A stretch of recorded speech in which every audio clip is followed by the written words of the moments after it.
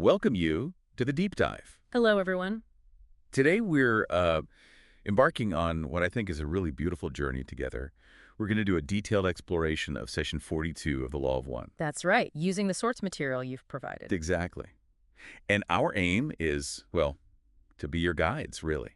To pull out not just the facts, but the genuine insights. And hopefully presented in a way that's, engaging and positive. Session 42 is such a rich one. Oh, definitely. A real treasure trove. It touches on these really profound themes, like achieving that inner balance. Understanding our emotional responses. Yeah, the energy centers, their role, and the very nature of compassion itself. It really is an invitation, isn't it, to sort of delve into these ideas with, well, curiosity and an open heart. Absolutely. And because this session is, well, it's packed with quite nuanced understanding. Yeah, it's pretty dense. We're going to take our time, go through it question by question. Make sure we really unpack the richness there. Yeah. So let's begin. Let's do it. Okay, so the session kicks off with the questioner mentioning they have this long question about balancing. And they suggest maybe just adding it to the record later to save contact time. Right, and what jumps out immediately is Ra's clarification about their protocol. It's fascinating. How so? Well, how they distinguish between queries that are just mentally requested, those are answered privately, apparently. Ah, okay. But the ones read aloud, those can be published, shared more widely. Right. Ra actually emphasizes preserving the opportunity, as they put it, for this knowledge to get out there. It really highlights the intention behind it all, doesn't it? That Yeah. it's not just for the person asking right then. No, it's for a kind of wider circle of seekers. Yeah, for the benefit of others. It sets a really lovely, benevolent tone for the whole session, I think. It does. Okay, so question 42.2. Here the questioner lays out their view of a balanced entity, someone who stays unemotional, responds appropriately according to the Law of One. Right, letting positive and negative energy just flow through without hanging on to it. Yeah, they even use that image, like an objective television viewer just watching it all go by. What did you make of that starting point? Well, it's a common idea, isn't it? This concept of balance as like detached equanimity, almost a state of not feeling. Yeah, observing without being affected. Exactly. It seems logical, a natural place to start thinking about it, but Ra corrects it pretty quickly. They do, very directly. Ross says, this is an incorrect application of the balancing which we have discussed. That's, well, pretty clear. No ambiguity there. So where does the questioner's understanding kind of go off track? What's the main point Ra makes? I think the core of it is that the goal isn't just about, experiencing feelings smoothly while staying untouched. Right. Ra clarifies the real aim is to become unswayed by them in the first place. Okay. So not managing the waves, but finding the stillness underneath. Exactly. It's a subtle shift, but really profound. It changes the focus from handling reactions to building that deeper inner stability. That makes a lot of sense. And then Ra introduces the catalyst of experience. Crucial point, yeah. They say even just observing our own response means we're still using that catalyst for learning and teaching. Precisely. Our feelings, our reactions, even just noticing them consciously, that's all part of how we learn in third density. They're the tools for evolving. And the implication is interesting. Yeah. That as we progress, maybe we don't need such intense catalysts. Yeah, it hints at that, doesn't it? A potential move beyond this density's learning style. But Ross is careful here. They stress this isn't about becoming indifferent or just cold and objective. No, not at all. It's about evolving through it all to reach a state of, what was the phrase? Finely tuned compassion and love, which sees all things as love. That really redefines balance, doesn't it? Yeah. It's not an absence of feeling, but something much higher. Absolutely. This more advanced state, it doesn't need those jolting catalytic reactions anymore. The entity becomes a co-creator of experiential occurrences. Achieving a truer balance. Yeah, by working with the flow of the one, not just reacting to stuff happening to them. It's a move from being tossed by the waves to actually steering the ship. Okay, question 42.3. The questioner brings up this really good analogy. The bull versus the person attacking. Exactly. The fear response to a charging bull versus a potentially, much stronger emotional, maybe even physical reaction if another person attacks you. Right. And the question is it correct balancing to see both attackers, the animal, and the person as the creator, to love them, understand its free will? And Ra says this is basically correct, which is quite affirming. It is. It validates that core idea of seeing the creator in everything, respecting free will. But characteristically, there's nuance. Yeah. Ra points out the reasons behind a person attacking in third density are usually way more complex than a bull's instinct. Right. There's more history, more distortion involved with the person. Exactly. And because of that deeper understanding, the balanced entity actually sees more potential for service towards that person. Ah, so it's not just accepting the act, but seeing the underlying complexity and being willing to help address that. Precisely. A compassionate awareness of the why behind the action and an openness to serve. Then we get question 42.4, very direct. Would a perfectly balanced entity feel an emotional response when being attacked by the other self? And the answer, wow. This is correct. The response is love. So simple yet Yeah. incredibly powerful. It just completely turns that idea of balance as neutrality on its head. The ultimate balance isn't no feeling, it's transforming everything into love. Which leads right into 42.5, where the questioner acknowledges, how incredibly hard that is for us humans. Especially with physical pain or the threat of death. Yeah. So should that love response still be the goal, even then, in those extreme moments? San Ray's confirmation is just unwavering. This is correct, and further is of a major or principal importance in understanding the principle of balance. So it's not just some nice idea, it's fundamental, a cornerstone. Absolutely, and they reiterate again, balance isn't being untouched. It's the observer being not blinded by any feelings of separation, but rather fully imbued with love. Seeing the unity even when things look like conflict or harm. It points to a really high level of spiritual maturity, doesn't it? Where that illusion of separation just dissolves and the connection, the love, is what you perceive first and foremost. Okay, question 42.6. This is fascinating. The questioner recalls Ra saying previously they spent a lot of time in fifth density, balancing the intense compassion they'd gained in fourth density. Yeah, that sounds almost paradoxical, right? Isn't compassion supposed to be, a good thing, a high-level trait? Exactly. But this gives us such a key insight into the evolutionary journey. It does. Ra explains that fourth density is just brimming with compassion. But from the viewpoint of fifth density wisdom, that unrelieved compassion can actually seem like folly. Folly, wow. Yeah. It's the salvation of third density, Ra says, because it drives us to connect and serve each other. But it's a mismatch in the ultimate balance as the entity moves higher. So when Ryu was in fourth density, they were heavily inclined towards compassion, maybe even martyrdom, helping others. That's the impression. But hitting fifth density, the wisdom density, they realized that just pure, unrefined compassion had its limits in terms of effectiveness. So they spent time contemplating. Right. Contemplating how the Creator integrates love with wisdom. It's not about lessening the love, but refining it, pairing it with a deeper understanding of cosmic principles and long-term growth. Which leads perfectly into 42.7. The questioner tries to make a third density comparison. The green ray compassion, like relieving hunger in Africa or medical aid? Yes.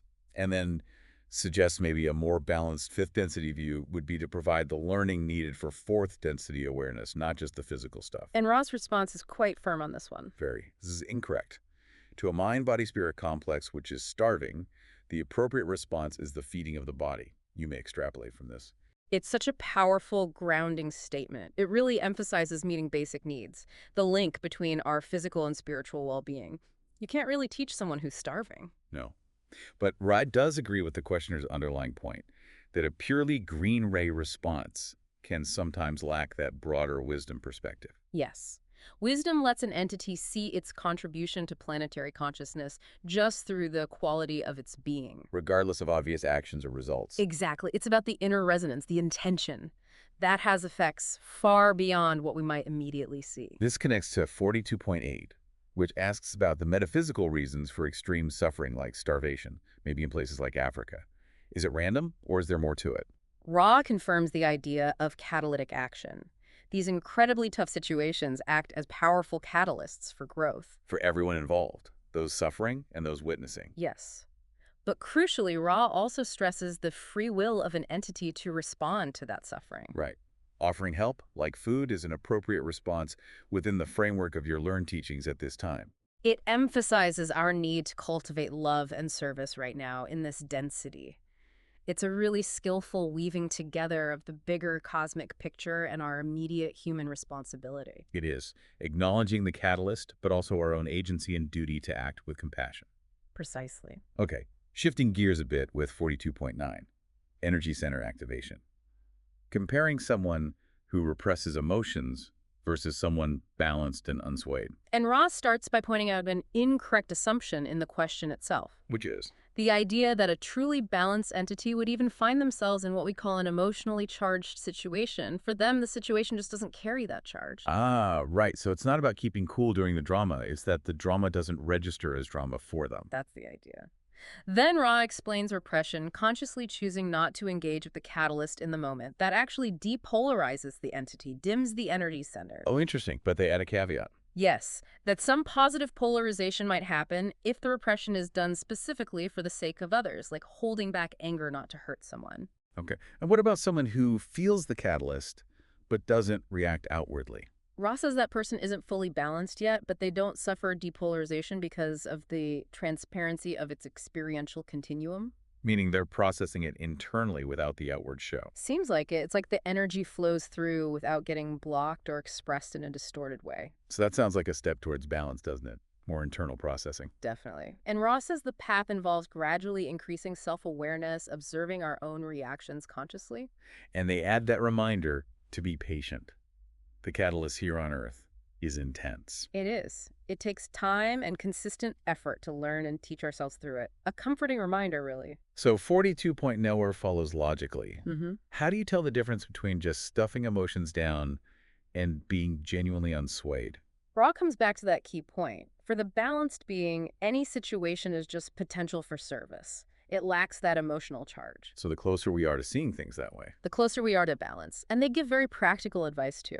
Which is? Don't suppress or repress your reactions unless, and this is key, unless they would violate the law of one towards someone else. Don't infringe on their free will. Otherwise, let the experience flow. Yes, allow it to express itself, experience it fully. That's how you use the catalyst most effectively for your own growth. It's about mindful engagement, not avoidance. Okay, 42.11, it gets practical again. Self-assessment.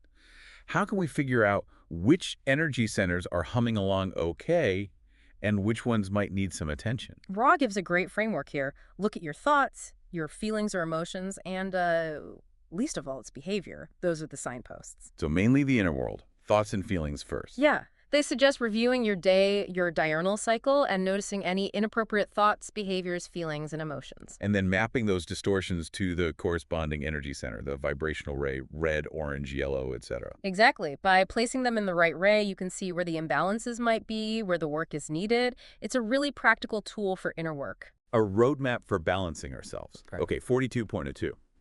This goes back to reprogramming ourselves through will and faith alone. Right, without needing physical things like fasting, which they talked about before. The questioner wants to know the techniques of programming the higher self uses to set up lessons for us in third density. And Ra's answer is just beautifully simple. There's Yeah. only one technique, fundamentally. That it is? The focusing of the attention. That's it. That's it. Hmm. Rhea uses that analogy of a child's short attention span and says our spiritual attention span is often similar. Reprogramming is basically about wishing to become able to collect one's attention and hold it upon the desired programming. So sustained focus, intentionally directing our mental energy. That's what strengthens the will. Yeah. And the whole thing rests on faith, faith that an outcome of this discipline is possible. It really underscores the power of focused intention and belief in our own ability to change and grow. Immense power, yes. So naturally, question 42.13 asks, any exercises to help us increase that attention span? Ra points towards practices found in many mystical traditions, focusing on visualization. Like visualizing shapes and colors that have personal meaning, maybe religious symbols. Yes, things that are personally inspirational. Ra connects that to religious devotion. And the other path. Visualizing simple shapes and colors that don't have inherent meaning, just basic forms. This is more aligned with magical traditions. And Ross suggests picking one path and sticking with it. Right. Choose one, like visualizing a rose or a simple circle, and practice regularly. They mention the magical tradition often has carefully arranged shapes and colors specifically designed to exercise that faculty of concentration. Makes sense. Consistency is key. Then 42.1c, the questioner brings in their own background. Their engineering work, visualizing in 3D. Yeah. They ask if that experience is helpful for this kind of spiritual visualization. And Ra gives such a tailored answer. They say, yes, that experience was valuable for the questioner. Specifically for them. Exactly. But it might not give the same boost in concentration for someone else, someone less sensitized to that particular way of thinking or visualizing. So what works best can be really individual. It depends on our own makeup, It really underscores finding practices that resonate with us. which leads right into 42.15. Mhm. So what should a less sensitized person use for visualization energy? Ra recommends choosing personally inspirational images. Like the examples they gave. Yes. A rose for beauty, a cross for sacrifice, the Buddha for the all-in-one idea, or really anything that deeply inspires that specific individual. Find what sparks that connection for you personally. Exactly. Question 42.16 goes back to a specific profound meditation experience the questioner had 20 years earlier. They ask what disciplines might help recreate that state. Ra suggests looking at it from the ceremonial magical stance. Okay. Why that specifically? They mention that wanderers or adepts often have a greater potential for these kinds of deep archetypal experiences because they're rooted in, or closer to, cosmic consciousness already. Interesting. And 42.17 asks if there was a link between that experience and the Golden Dawn tradition, Ra's answer is concise. The relationship was congruency. meaning an alignment, a resonance. Yeah, it suggests the questioner's experience lined up with the kind of energies or principles worked with in the Golden Dawn system. So the follow-up in 42.18 is, okay, should I then pursue Golden Dawn practices to try and reproduce that experience? And Ra advises against trying to reproduce an initiation. They say it's like trying to move backwards. You can't really repeat that specific kind of breakthrough moment. But practicing that form of service to others, especially working with other people, is appropriate. Working with associates, they say. Yes. And then Ra adds that interesting note that positively polarized folks generally don't or shouldn't work alone in magic for obvious reasons. Which they leave us to ponder. Exactly. A little homework for the listener. It hints at the power and maybe the safeguards of group work on the positive path. Definitely food for thought. Question 42.19 is just a quick confirmation. Was the experience a form of initiation? And Ra says. Yes. Simple confirmation. Okay, now we're at the last full query, 42.36. This one uses the parent-child relationship as an analogy. Right. The questioner wants to know what actions demonstrate the activation of each energy center, red through violet, in that parent-child dynamic. Like a checklist for parenting based on chakras. Sort of. But Ra starts with a really crucial point. What's that? That a child, or any being, is not an instrument to be played. You can't just manipulate their energy centers. Ah, good point. So what is the appropriate teach learning then? It's the parent's own state of being, open-hearted beingness, and total acceptance of the beingness of the child. Honoring who they are, the experiences they came in with, unconditional love, basically. That's the foundation. Then Ra adds two other important aspects. Okay. First, sharing your own sense of worship or gratitude towards the creator with the child, daily if you can. Instilling that sense of connection. Yes. And second, tempering your compassion as a parent with the understanding that the child learns biases from you service to others or service to self. So, appropriate discipline guided by love is necessary. Balancing compassion with wisdom in parenting. Exactly. But then Ra explicitly states these are general guidelines. They do not map onto activating specific energy centers. Why not? Because every person, every relationship is unique. There's no one-size-fits-all formula for activating chakras within a relationship. It really brings it back to the uniqueness of each soul's journey. Powerful reminder. Very much so.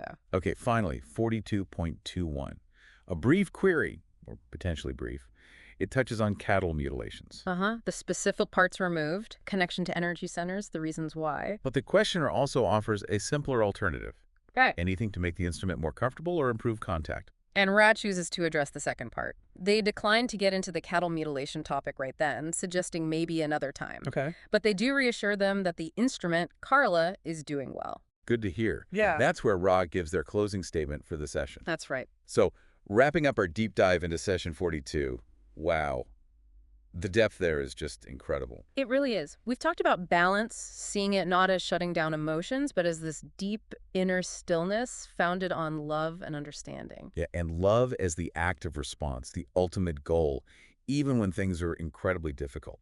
And that interplay between compassion, the driver for connection and wisdom, the broader perspective needed for true balance. The session also really shone a light on how our experiences here, even the tough ones, are catalysts for growth. Absolutely. And the importance of our own focused attention, our intention in shaping our evolution. Even looking at the parent-child relationship as this mirror for universal acceptance and guidance, Yeah. it covers so much ground. It really does. And we sincerely hope this detailed look, this positive exploration, has given you, our listeners, some valuable insights. Maybe a deeper appreciation for these law of one concept. We definitely encourage you to just sit with these ideas, reflect on them, see how they might resonate in your own life, your own journey of learning and teaching. Yeah, maybe consider, how your own usual emotional responses line up with Ray's description of love as the ideal response. And perhaps what small, gentle steps you might feel drawn to take towards cultivating that finer inner balance yourself. Keep exploring, keep questioning, and trust your own path. Thank you so much for joining us on this deep dive. Go forth then, rejoicing in the power and the peace of the one infinite creator. Namaste. Namaste. I'm you, and you're me.